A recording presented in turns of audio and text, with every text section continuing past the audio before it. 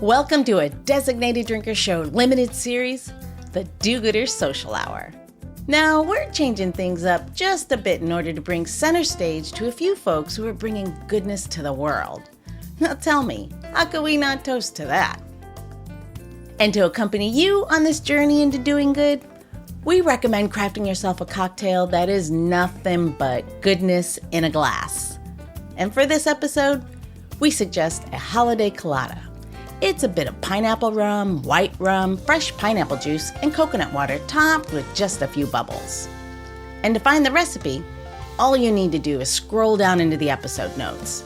And of course, you know you'll always be able to find it on designateddrinker.show. And don't worry, we'll be right here waiting for you. Well, hello everyone and welcome to the show. I am your host, Louise Salas, and today's guest has a goal to make you dance like no one's watching and eat like there's no tomorrow, all while breaking down cultural barriers. But first, let's talk K-pop, shall we? Stay with me here. I promise this will all make sense, I promise. So K-pop, we all know it, the upbeat and infectious music coming out of South Korea. It's literally taken the world by storm. But what makes K-pop so unique and addictive, believe it or not, well, it's the way it masterfully blends different cultural elements into really fun and quirky music. It's a true experience. So let's take the one that everyone knows, Psy's Gangnam Style. It's hilarious and it's a satirical take on a lavish lifestyle in Seoul. It's a Gangnam district and it incorporates elements of hip-hop, electric dance music, and even traditional Korean folk music. And what's the result? A cultural fusion that has captured the hearts all around the world. Whether you love it or hate it, you can't help but tap your toe to it. Right? I'm not a big K-pop fan, but I can see why it's really addictive, right? So the really cool thing, and again, each one of the guests inspired this. I know you can't believe that you inspired me to go down the rabbit hole of K-pop, but it's because it's infusing cultures. Again, going down this rabbit hole, many K-pop songs feature lyrics in multiple languages, include English, Japanese, and Chinese. And the music videos, we've all seen them, they showcase a mix of traditional and modern Korean fashions and choreography. So the next time you're dancing to your favorite K-pop song, because I know Alex does it all the time, remember that you are not just enjoying some catchy tunes, you're actually experiencing a unique cultural fusion that brings people from different backgrounds together through the power of music. And speaking of those who bring people together through music and food, I might add, brings me to today's guest. She is the mind, the woman, the mind, the everything behind a taste of the DMV Food and Music Festival. She is Shay Etheridge. Welcome to the show, Shay. Hi, thank you so much for having me on the show. So how many times have people related you to K-pop? You know what? No, it's kind of funny. I've had one other person do that because I used to, at my previous events, I used to have a lot of K-pop dance groups there. Oh, really? Yeah, and my daughter is a big fan of K-pop, so like... Of course she is. Yeah, she's 7 and she's on it. Blackpink, it's like everywhere. So yeah, I actually had one reference to that because of how we do pull things together and things that you don't see all the time. Yeah, so I'm glad I didn't insult you because it was really about just going down the fact that you have this great, which you're going to get there, this great vision about bringing people together through music is how I got there. So, like I said, we want to learn all about the festival, but I'd love for our audience to get to know just a little bit about you. How did this all start for you? Where did this begin? Take us all the way to the beginning. Okay, well, this started back in, I'd say maybe 2016. I used to do events, things like that, smaller events, and I actually started out doing cannabis events, like music and things where people could go hang out, like when I-71 first came out, and a lot of like-minded people wanted to find a place to hang out together, a safe place that was fun and there was things going on. Some people don't drink. Yeah. So, there's always those people that want to do something else. And then I kind of figured out that I wanted to do something else where I could reach more people, but kind of keep the same, the aspect of entertainment and things like that.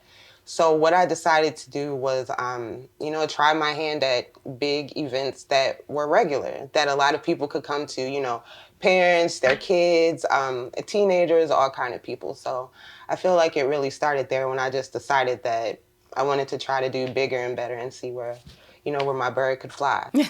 But were you always in the event space? Were you in the hospitality space? How did... Yeah, well, You know what? That is true. I started out, I actually started managing a bar when I was 19. Oh, well. In Boston.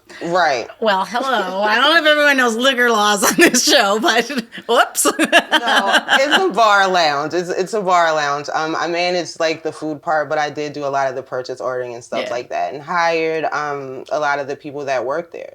So during that, they had me start doing the events there. So I kind of learned how to pull people together and just incorporate the food, the drinks, and just a lot of different things, the components that I felt would bring people in and keep them there. Yeah. So that's really how it started. The one thing I can say is the hospitality. I learned how to deal with a lot of different people, all kinds of people. You know, people that I probably would never meet in my regular life. Yeah. You know, older people, younger people. I learned a lot, and I feel like it really translated to helping me kind of figure out what people like and, you know, what I felt would bring a good, solid event. You know, I think that what you said is really true about the food and beverage industry is that even if you go on to other things in your life, I started off like many people in college. I first started off in restaurants when I was, to your point, I was way underage and was working at a family-owned Italian restaurant when I was 13. That's where I started. And I would bus tables, and like you bring out the bread baskets and you would bus tables, and I would work for tips on Friday and Saturday night, and then when I got older, I worked in Jewish deli every summer, and then ended up bartending through college, you know, serving tables off and on between there, and then bartending eventually. My point to all of that is that I think the service industry, hospitality industry, really teaches you that it gives you such a great work ethic because, to your point, everyone comes, you never know who's going to sit down in your seat. That's true. They're kind of come from all walks of life and all different moods and all the things. They all want the same thing. They all want perfect service, which, good luck. But you learn how to dance. You learn how to be service people, even when you don't want to, because you're bread and butter if you don't. All pun intended on that bread and butter comment, but I thought about that. That's funny. Yeah, but I think that working in the food and beverage industry, service industry, really gives you such a strong foundation of just moving into any other part of your life, your career. So yeah, I really feel like the service industry has put me to where I've been. Just meeting so many people, learning so many different kinds of people. You know, older, younger. I really feel like it's helped me to learn how to just deal with all kinds of people. I would not be as far as I am in my professional life or in my personal life for that much. Just because even on the smallest scale, like my family, for instance, they're all different. Yeah. So it's helped me learn how to deal with everyone. I do think it will just round you out. I mean, you know, it's a tough industry. I don't know if people understand, and if everyone's listening, tip better than you used to. You might not be getting the service you're accustomed to, but the food and beverage industry is short on staff. People are overworked, and just be happy that you're being served and tip. Start at 20%. Right. Start at 20. That's 20 is like somebody said hello to you. Right, yeah. And the main thing is if you don't like something, 90% of the time, it is not your server's fault. Yeah. No, they didn't cook it. Right. They didn't cook it. You know, 9 times out of 10, if it's a drink you didn't like, they didn't make it. Yeah. You know, you gotta be good to people because I feel like that return, it's always come back in good karma. Absolutely. Well, I think that's true to life, right? Right, definitely. I think so. Do you consider yourself like a serial entrepreneur then? Like, you seem to like... Actually, yeah, I would say that. I kind of feel like there's so many different things that I want to do. So once I can accomplish one thing, even if I'm not completely done with it, I try to hop on to the next idea. Like opening my own lounge. Yeah. That's something that I did back in 2016. I was doing really good events, and I kind of felt like instead of paying somebody every month, why not get my own event space? Yeah. So I found a really nice place by the convention center and kind of made some things happen. So that's a really big, you know, kind of accomplishment. And I feel like, you know, that's just one thing that being a serial entrepreneur has helped me with. It's opened me up to a lot of the different options that are there. It's interesting. I've started a couple of businesses. I mean, well, 2. I had a branding agency when I lived in Hawaii quite a few years ago, and now I own Missing Link, which owns this podcast. I don't know that I break up well. Like, I don't think I'm serial because I don't know that I'm a Cancer. I think like once I make the nest, I don't really, I'm not afraid to do new things. I like to grow the nest. Look at me, I don't know. I'm asking for personal advice. Maybe I should lay down on this couch or something. I don't know. But yeah, I should learn from you to walk away. Sometimes when it's over, right? Yeah. I've also been married 30 years, so. I've been with somebody for 10 years and I'm still like, am I ready to get married yet? That's such a big commitment. So, but we're doing good though. Good. Yeah, I didn't mean to make it sound like that. No. I don't like this. No, that's hilarious. No, I just wonder, like, because I know that you have, like, put your fingers in quite a different spaces and dabbled for a while in them. So I kind of, I'm like I guess stay there. I don't know. So, are you from the D.C. area then? Is that why it's home? Tell me a little bit about your background. Okay, so actually I was born in Washington, D.C. Wow, look at you. One of like 3 people I've met in 15 years that actually born in D.C. Yeah, but yes, I was born in D.C. at Washington Hospital Center. But I actually moved to Columbia, Maryland. Oh, yeah? When I was a child, went to elementary, middle school there. I lived with my grandparents, grew up with them. They were really good people, you know. So, I started there, and then eventually I moved to Montgomery County. So I stayed out there for a long time. And then once I kind of figured out that I wanted to start in the entertainment and things like that, I kind of felt like DC was more of the place that I wanted to be. There were more locations. There was just more happening there. So I moved to DC, and I've just been in the area for... So why the multicultural piece for you? The multicultural piece is because I'm very multicultural. My family is, my mother's Trinidadian, which encompasses a lot of different things. Oh, I have Trini fans. Yeah, so you know, it's a lot. So we're good, we're fun, we're good people. And my kid's father is Bolivian.